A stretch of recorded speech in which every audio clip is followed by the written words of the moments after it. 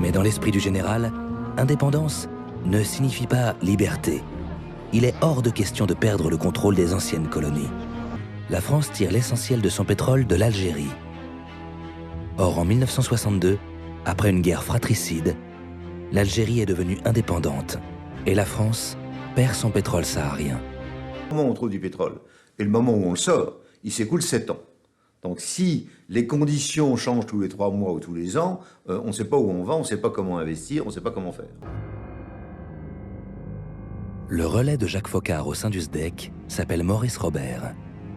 Après une carrière brillante, comme disent les militaires, dans les commandos en Indochine, Maurice Robert est recruté par les services secrets français où il va prendre la direction du secteur Afrique. En 60, les 12 colonies que la France possédait en Afrique noire accèdent à l'indépendance.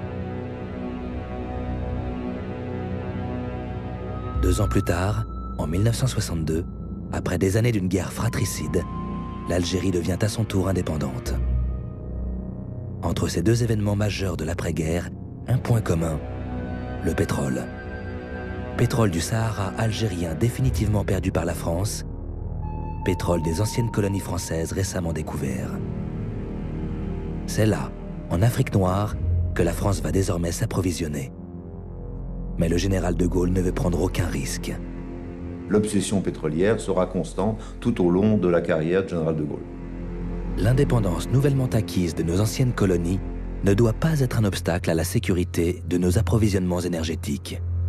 C'est pourquoi, sous la haute autorité du général de Gaulle, 2 hommes issus des services secrets de la Résistance vont mettre en place un efficace système de contrôle de ces nouveaux États qui va, au fil des années, prendre le nom de France-Afrique.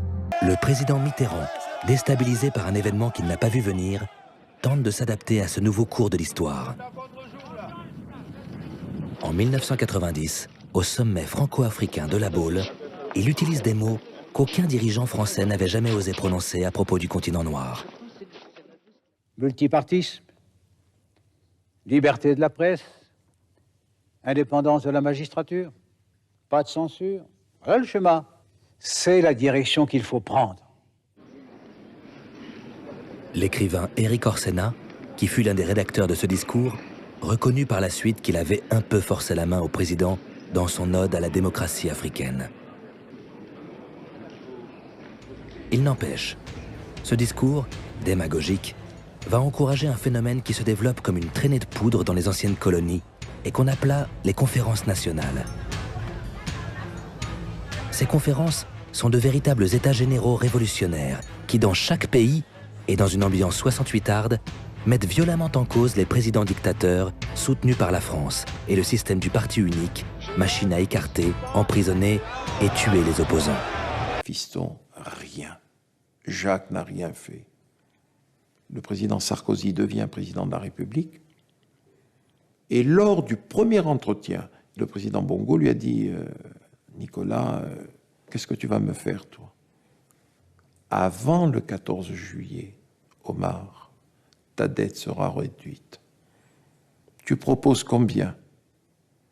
Il dit 30%, ça serait un bon chiffre.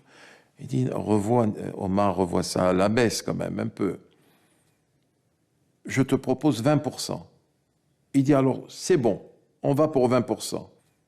Est-ce que c'est raisonnable de réduire la dette d'un pays pétrolier comme le Gabon? Mais paradoxalement, le continent noir se retrouve au cœur des enjeux de la mondialisation. Les besoins en matières premières ne cessent de croître. Le sous-sol de l'Afrique en reste la première réserve planétaire. 31 octobre 2009, François Stéphanie se rend au Gabon en avion privé. Il est le grand maître de la GLNF, la Grande Loge nationale française, une des 2 plus importantes obédiences maçonniques françaises avec le Grand Orient.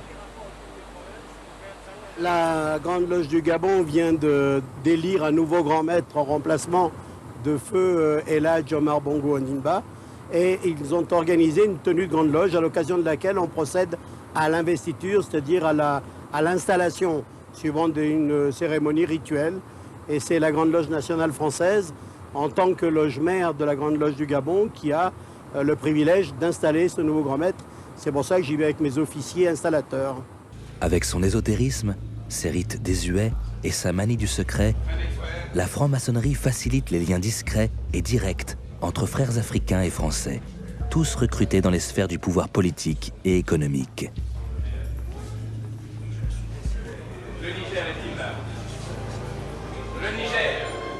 Aujourd'hui, ils sont tous là, tous les présidents africains ou leurs représentants au plus haut niveau.